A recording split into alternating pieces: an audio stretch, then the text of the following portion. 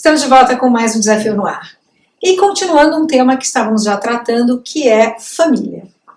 Hoje eu queria entrar um pouquinho mais, pastora, nas relações dentro desses núcleos familiares. Tá. Uma coisa que me chama muito a atenção é essa dificuldade dos jovens, dos adolescentes, especialmente, estou falando dessa faixa quando entra ali nos 14, hoje está um pouco mais cedo, até os 20.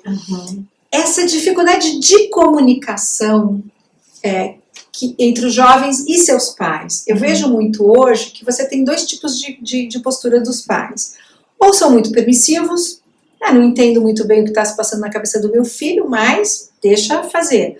Ou são muito rígidos, o que nós vemos na igreja. Há uma expectativa nos pais de igreja de que os filhos tenham um tipo de se vestir, uma forma de se comportar. E eu acho que hoje tem uma mudança muito grande na linguagem dos jovens, né? Essa coisa do cabelo colorido, da tatuagem, do piercing.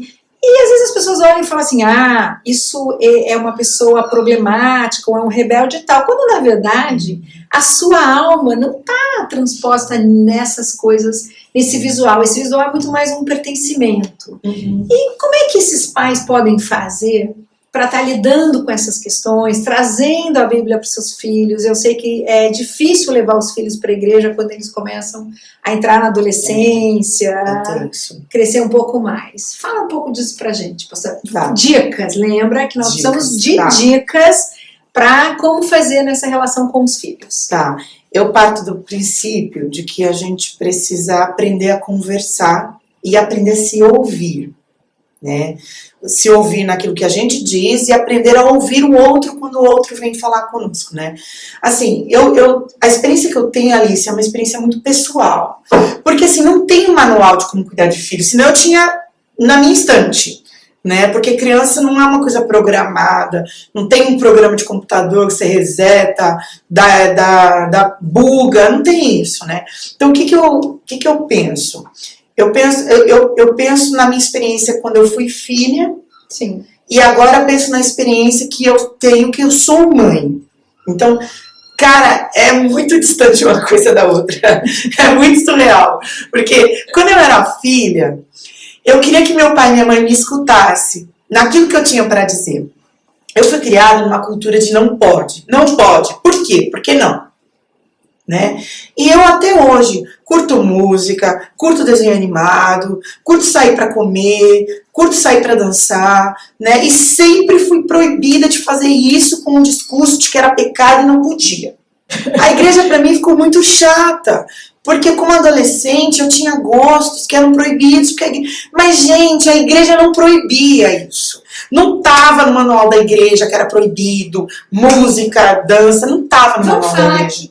Tem uma cultura da igreja e tem uma cultura do que as famílias pensam da igreja. Do que as famílias pensam da igreja. Tem uma cultura muito... Agora, assim, que tem igrejas que são rígidas? Tem. Só que eu não estava numa igreja. A igreja metodista é uma igreja tão reflexiva, né? A gente conversa tanto sobre as coisas, né? Que a cultura do pecado, isso é pecado, é muito... A gente dialoga muito sobre essas coisas, né? Então, assim, eu não sou de uma igreja que era proibitiva na época, mas os meus pais criaram essa formação na gente, então eu fiquei muito rebelde, fiquei muito brava, eu só queria ser ouvida, e queria ouvir também. Eu não quero ouvir não pelo não, eu quero ouvir o não, mas quero entender. Ou também não é possível ouvir o sim pelo sim. Sim, é uma geração que é uma geração que deixa tudo, que não quer conversar. E que eu vejo que quando os meninos só ouvem sim, sim, sim, eles também têm angústias de que, no fundo, ninguém está prestando atenção. Pois é, então aí começa a fazer coisas para chamar atenção, para querer ser ouvido. Então, assim, temos um impasse aqui, né? A gente precisa trabalhar essas relações. Então, qual é a dica que eu dou? Eu penso no princípio bíblico de Paulo aos Colossenses, que diz no capítulo 3, filhos, obedeçam aos seus pais, pois isto é o certo em Cristo, e pais, não irritem os seus filhos, para que eles não se desanimem. Viu?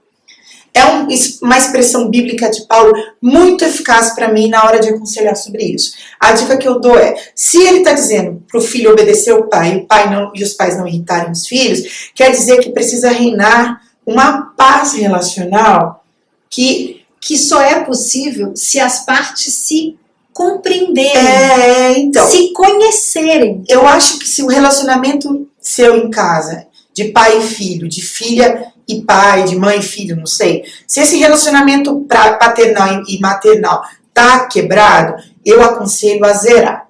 Vamos zerar, vamos recomeçar, vamos perdoar aquilo que ficou passado, aquilo que magoou, vamos falar tudo, vamos fazer um pinga-fogo, sei lá. Primeiro você zera. Então como é que você zera? Você conversa e limpa o que está no coração.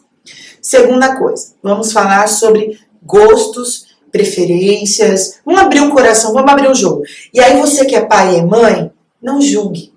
Ouça. Traduzindo, deixa o menino se sentir inserido de alguma forma no universo. Cabelo vermelho, piercing, não sei o que, nada disso muda o caráter do seu filho. Vamos criar uma linha de conversa, para que os filhos possam se abrir e os pais também possam se abrir. E os dois, nas limitações, procurem se compreender. Essa é a minha dica de hoje sobre esse assunto. Valeu? Até a próxima.